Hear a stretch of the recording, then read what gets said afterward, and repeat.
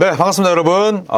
즐거운 수요일 아침입니다. 다들 출근, 또 출석, 그 다음에 또 등교 잘하고 계시죠?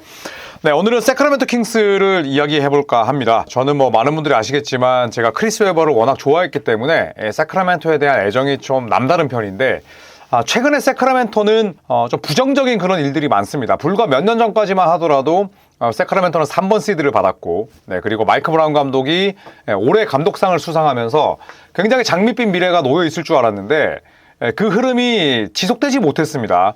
이제는 도어 매트 팀, 완전히 깔고 가는 팀이 돼버렸는데 세크라멘토 진짜 뭘 하고 싶은지 정말 알 수 없는 팀입니다. 그리고 선수 구성을 보면 그냥 웃음벨 그 자체예요. 그러니까 그 선수들을 폄하하는 게 아니라 사실 농구도 페어링, 조화가 필요하고 또 시너지 효과가 나와야 되는데 이 세크라멘토는 당시에 무슨 생각으로 이런 조합을 만들어놨는지 정말 의아할 따름입니다. 이 세크라멘토의 현재 상황과 그리고 또 몇몇 선수들에 대한 소식들, 특히 트레이드 루머까지 정리를 해봤습니다. 자, 세크라멘토는 윈나우 팀이죠. 일단 드로잔, 그 다음에 잭 라빈, 사보니스 이런 선수들을 데리고 탱킹을 하진 않습니다. 그런데 마치 세크라멘토의 최근 행보를 보면 이 탱킹하려고 이러나? 이런 생각이 들 정도로 움직임 자체가 형편없습니다. 자, 일단 2025 오프시즌 계약 현황을 살펴보면 키건 머레이와 5년 140밀의 루키 연장 계약 맺었습니다. 이거는 당연한 수순이죠. 일각에서는 비싸다, 아니다, 잘 잡았다, 이런 얘기가 나오는데 저는 키건 머레이는 겉으로만 드러나는 성적으로 평가해서 곤란하다고 봅니다. 왜냐하면 저는 개인적으로 키건 머레이는 3번으로 뛰어야 된다고 생각을 해요. 근데 빅 윙 자원이 별로 없고 4번 자원도 부족하다 보니까 세크라멘토가 키건 머레이에게 너무 많은 짐을 주고 있거든요. 나보다 몸빵을 잘하고 키가 큰 선수 맡으면서 그 다음에 코너 쪽 빠져서 슛을 던져야 되니까 피곤할 수밖에 없는 겁니다. 저는 키건 머레이가 조금 더 능동적인 공격을 펼칠 수 있고 내 옆에 보디가드형 4번만 있다면 저는 키건 머레이가 훨씬 잘할 수 있을 거라 생각을 해요. 세크라멘토 팬들에게 죄송하지만 키건 머레이는 진짜 팀을 잘못 갔습니다. 하지만 어쨌든 세크라멘토는 키건 머레이급 되는 선수를 잘 배출할 능력도 없지만 이런 선수가 나왔다면 당연히 연장 계약을 맺어야 되고, 그래서 5년 140밀의 루키 익스텐션에 성공을 했습니다.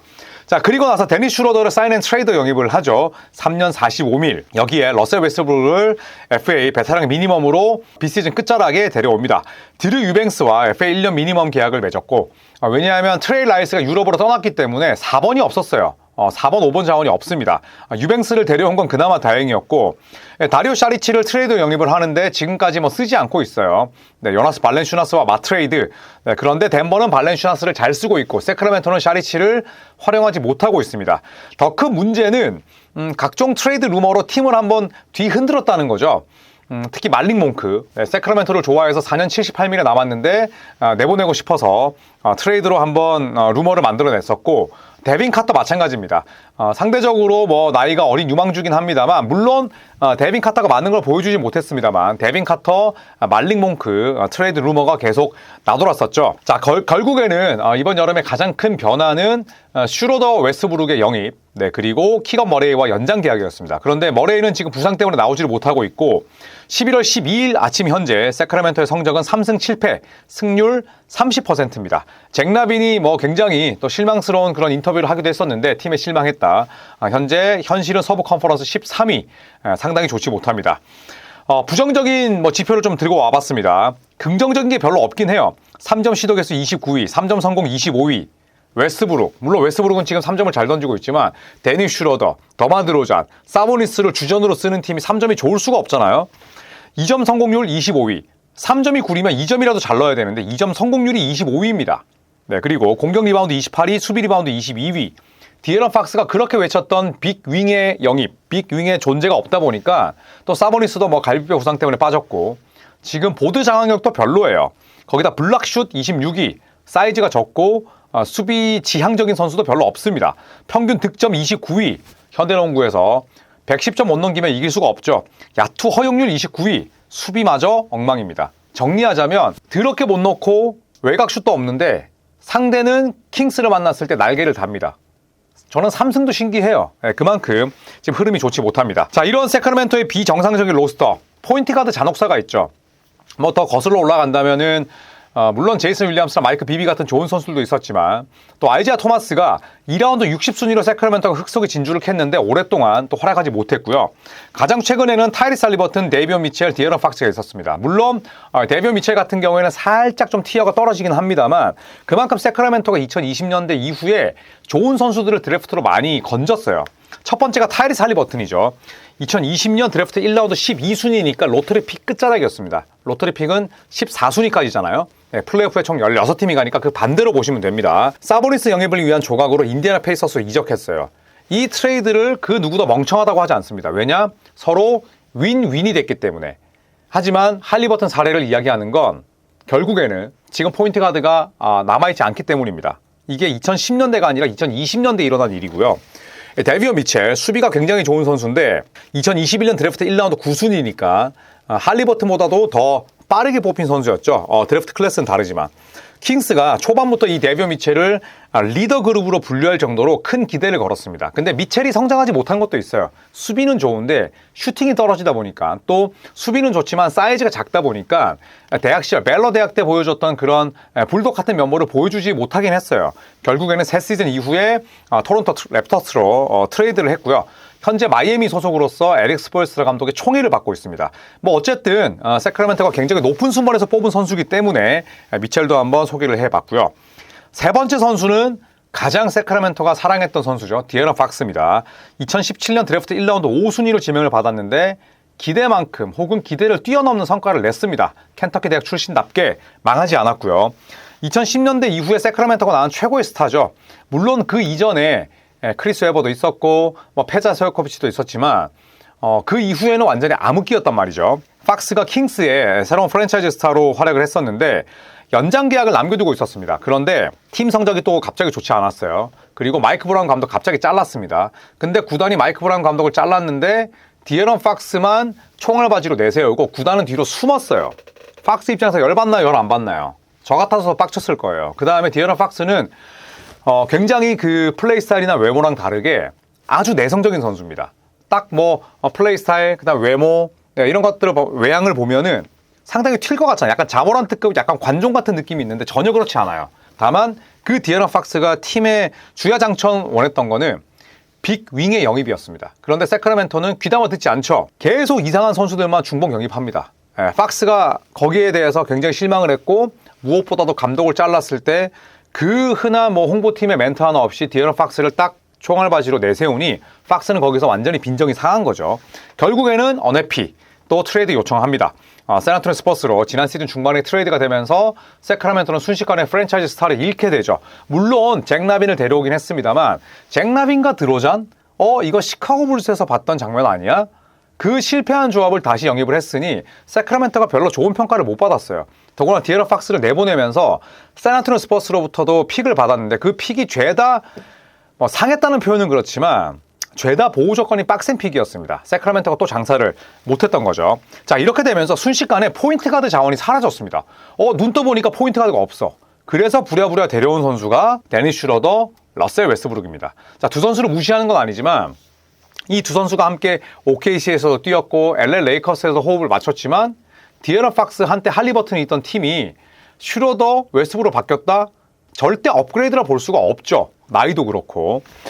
자, 그래서 이번 시즌 포인트 가드 현황은 데빈 카터, 데니스 슈러더, 러셀 웨스브룩입니다. 물론 웨스브룩이 지금은 2번, 3번으로도 뛰지만 이 포인트 가드 로스터로 플레이오프 진출할 수 있을까라는 의구심이 들 수밖에 없죠. 데빈 카터는 이미 세크라멘토가 마음속에서 버린 유망주고 슈러더, 웨스브룩 이거는 사실 플레이오프에 도전하기는 쉽지 않은 구성이라 볼 수가 있습니다. 자, 다 정리하고 데려온 선수가 슈러더와 웨스브룩인데 일단 슈러더는 2013년 애틀란타 호크스의 지명을 받고 처음에 5년 동안은 맹활약합니다. 애틀란타에서만 뛰었고요. 2025년 유로바스켓 두 번째 우승 및 대회 MVP, 국제 무대만 가면 무쌍을 찍었습니다. 하지만 2018년 이후 애틀란타를 떠나서는 7년 동안 무려 9차례 이적을 했고요. 지난 시즌 여러분 기억나시나요? 브루클린, 골든스테이트, 디트로이트, 그리고 세크라멘토로 또 이적을 했고 총 10개 NBA 팀 유니폼을 수집하고 있는 저니맨입니다. 현재 리그 성적은 31.6분 뛰면서 12.7득점, 6.5어시스트, 1.2스틸, 필드골 42하, 3점 32하입니다. 그러니까 슈로더는 전권을 주고 책임감을 부여하면 잘하지만 NBA에서는 그 정도 짬밥이나 혹은 비중이 아니잖아요. 아니나 다를까 슈로더는 크게 지금 뭐 눈에 띄는 활약을 펼치지 못하고 있습니다. 자, 웨스트브룩은 지난 시즌 덴버 너게츠에서 벤치 자원으로 활약을 했습니다. 몸값을 감안했을 때 몸값을 뛰어넘는 활약을 펼쳤지만 덴버 구단 수뇌부는 웨스트브룩을 좋아하지 않았어요. 그렇기 때문에 플레이 옵션을 가지고 있었던 웨스트브룩에게 팀을 떠나라고 거의 뭐 떠밀다시피 내보냅니다. 만약에 플레이 옵션 실행하면 우리는 널 쓰지 않을 거야. 그래서 FA로 풀리고 다른 팀 가면 어떻겠니? 사실상 덴버로부터 차인 거죠. 그리고 세크라멘토와 계약을 맺습니다. 기본적으로 웨스트브룩이 캘리포니아 출신이기도 하고 웨스트브룩의 사업의 기반이 다 캘리포니아예요. 그래서 캘리포니아를 떠나기 싫어했었는데 뭐 서로 니즈가 맞았다고 볼 수 있지만 글쎄요, 웨스트브룩의 영입은 저는 중복이라고 봤습니다. 물론 지금 웨스트브룩의 활약은 뛰어나죠. 3점이 무려 46.6%, 15득점, 6.4 리바운드, 5.5 어시스트를 기록하고 있는 미니멈이 있다? 감사하죠. 하지만 더 중요한 건 페어링이죠. 웨스트브룩은 지금 차고 넘치는 활약을 펼치고 있습니다. 다만 기존 선수들과의 시너지 효과가 나냐? 이렇게 묻는다면 고개를 가로저을 수밖에 없습니다. 제가 조합을 살펴봤어요. 제가 뭐 이런 기록들을 잘 찾는 편은 아닌데 왜냐하면 아직까지 스몰 샘플이고 또 이게 허수가 많기 때문이기도 하지만 너무 궁금해서 제가 NBA.com 스탯 라인에 가서 한번 찾아봤습니다. 현재 세크라멘토가 가장 긴 시간 조합한 5명은 웨스트브룩, 드로잔, 슈로더, 라빈, 사보니스예요. 이 5명을 79분 동안 내보냈는데 이 5명이 가장 긴 조합이라고 말씀을 드렸잖아요. 오펜시브 레이팅이 105.3인데 디펜시브 레이팅이 122.1입니다. 그러면 넷 레이팅이 마이너스죠. 오펜시브 빼기 디펜시브 레이팅이 넷 레이팅이니까 마이너스 16.8입니다. 그러니까 0을 그냥 평균으로 봤을 때 엉망이라는 거죠. 가장 많이 돌린 이 조합이 넷 레이팅이 엉망이에요. 특히 수비가 개판입니다. 그렇다고 공격이 잘 돌아가냐? 그렇지도 않아요. 두 번째로 많이 가동한 게 여기서 웨스트브룩 빠집니다. 드로잔, 슈로더, 라빈, 사보니스, 키온 앨리스예요. 이 조합 29분 뛰었는데 최악입니다. 오펜시브 레이팅 96.8이에요. 디펜시브 레이팅 132.8입니다. 넷 레이팅이 마이너스 36이에요. 자, 첫 번째에 비해서 바뀐 건 웨스트브룩이 빠지고 키온 앨리스가 들어온 겁니다. 그렇다면 여기서 교집합은 누굴까요? 드로잔, 슈로더, 라빈, 사보니스예요. 자, 마지막 세 번째 조합. 드로잔, 슈로더, 라빈, 사보니스, 프리셔스, 아치우아 조합입니다. 14분 뛰었어요. 아직까지는 샘플이 크지 않기 때문에 그래도 이 조합으로 14분이 현재 세크라멘토에서 네 번째로 많이 뛴 조합입니다. 가동시간 14분, 오펜시브 레이팅 100, 디펜시브 레이팅 133.3, 넷 레이팅 마이너스 33.3. 자, 이 세 가지 조합에서 교집합이 누굴까요? 드로잔, 슈로더, 라빈, 사보니스예요. 이 4명 뛸 때 최악이라는 겁니다. 바꿔야죠. 트레이드 해야죠. 되나요? 근데 자산이 없는데 불가능하죠. 물론 세크라멘토가 가지고 있는 2026년 1라운드 픽이 있지만 지금 이것만으로도 드로잔이나 혹은 라빈 같은 뭐 드로잔을 악성 계약으로 하긴 그렇지만 쉽게 딜이 안 됩니다. 더 크리스 감독이 할 수 있는 게 많지 않아요. 이미 이 조합을 만든 구단 수뇌부가 잘못한 겁니다. 그만큼 좋지 못합니다. 엉망이죠. 자, 그렇다면 무엇이 하고 싶은 걸까요? 비백 구단주, 그 다음에 스캇베리 단장은 어떤 농구를 구현하고 싶은 걸까요? 알 수 없습니다. 자, 순위와 더불어서 공격 및 수비 지표가 리그 최하위권인데, 자, 공격 레이팅 리그 23위, 수비 레이팅 리그 27위인데, 지금 넷 레이팅이 마이너스 8.4입니다. 근데 제가 아까 말씀을 드렸던 넷 레이팅 첫 번째 거 마이너스 16.8, 두 번째 거 마이너스 36, 세 번째 거 마이너스 33.3. 그러면 이 조합을 해체할 수는 없으니 주전 라인업, 벤치 라인업을 크게 흔들어야 된다는 거예요. 근데 더 크리스 감독도 이번이 풀타임 감독 첫 해다 보니까 아직까지는 실험하고 있는데 제가 봤을 때는 실험할수록 망합니다. 드로잔, 사보니스, 슈로더, 잭 라빈 이 조합은 이미 안 된다는 거죠.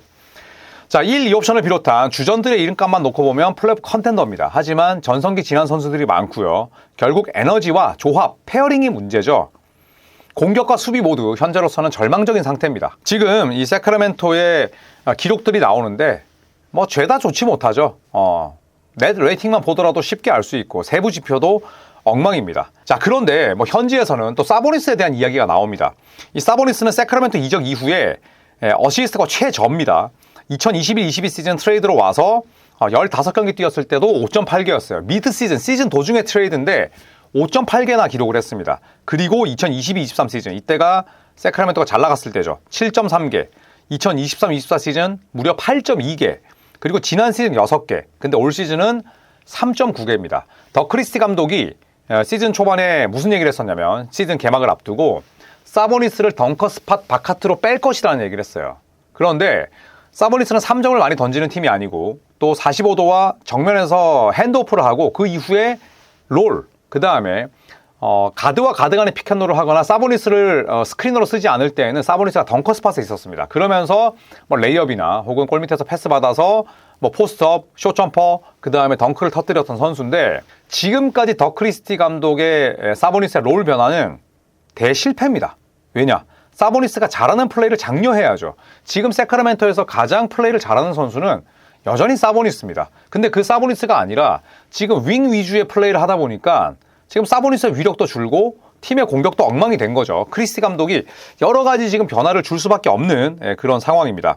에반 시더리의 보도에 따르면 물론 이 에반 시더리가 공신력이 엄청나게 높지는 않아요. 하지만 최근에 어떤 보도를 했냐면 세크라멘토는 사보니스를 중심으로 한 공격 전술을 더 이상 활용하지 않겠다는 계획을 갖고 있다라고 이야기를 했는데 이게 만약에 시즌 초반에 나왔더라면 이게 무슨 뭐 씨다락 까먹는 소리냐 이렇게 할 수도 있지만 지금 사보니스의 어시스트 개수나 볼 터치 횟수를 보면 아예 허무맹랑한 얘기는 아니에요.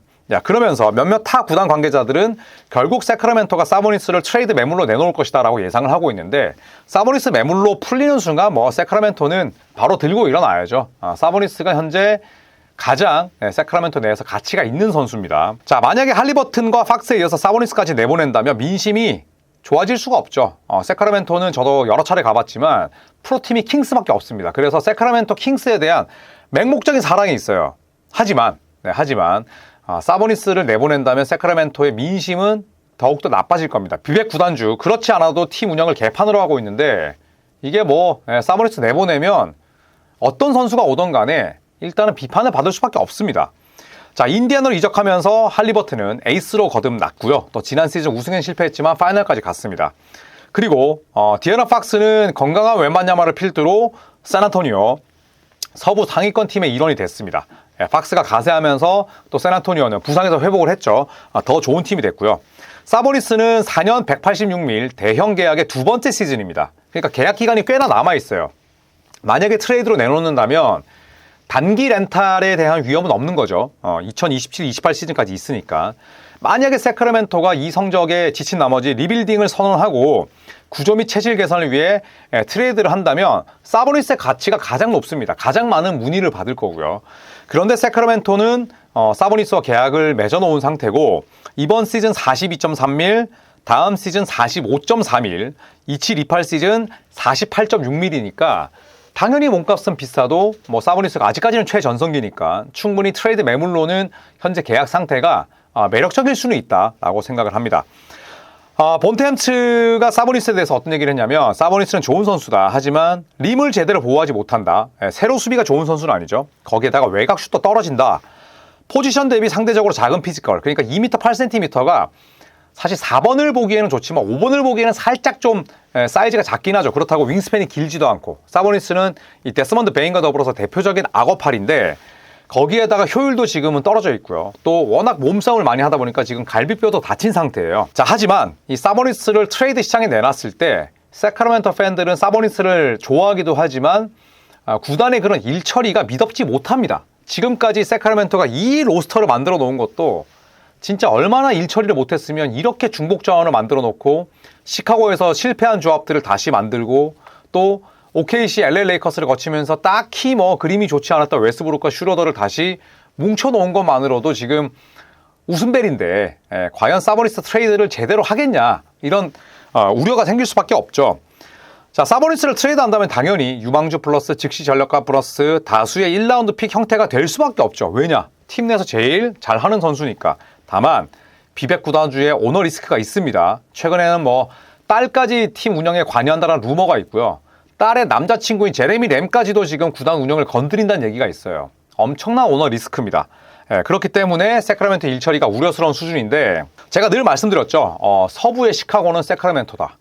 동부의 세크라멘토는 시카고다. 하지만 지금 시카고는 그럭저럭 잘 나가고 있습니다. 하지만 세크라멘토는 여전히 바닥을 기고 있는 상황에서 아까 제가 말씀드렸던 그 4명의 조합 빨리 어떤 식으로든 떼어놔야 되고 지금 한정된 자원 속에서 더 크리스티 감독이 빠르게 변화를 추구하지 않으면 세크라멘토는 승률 20%대 혹은 30%대 초반으로 이번 시즌을 마무리할 수도 있겠다 이런 생각이 듭니다. 자, 이상 세크라멘토에 대해서 살펴봤습니다. 제가 뭐 더빙하고 이민재 위원이 더빙하는 이런 내용들은 좀 긍정적인 부분들, 그 다음에 제가 이런 투데이 NBA 이슈 같은 그런 내용들은 좀 잘 안 풀리고 있는 팀들을 또 조명하고 분석하는 그런 시간을 갖도록 하겠습니다. 자, 여러분 즐거운 또 수요일 잘 보내시고요. 저는 오늘 오후에 또 새로운 컨텐츠로 만나 뵙겠습니다. 고맙습니다.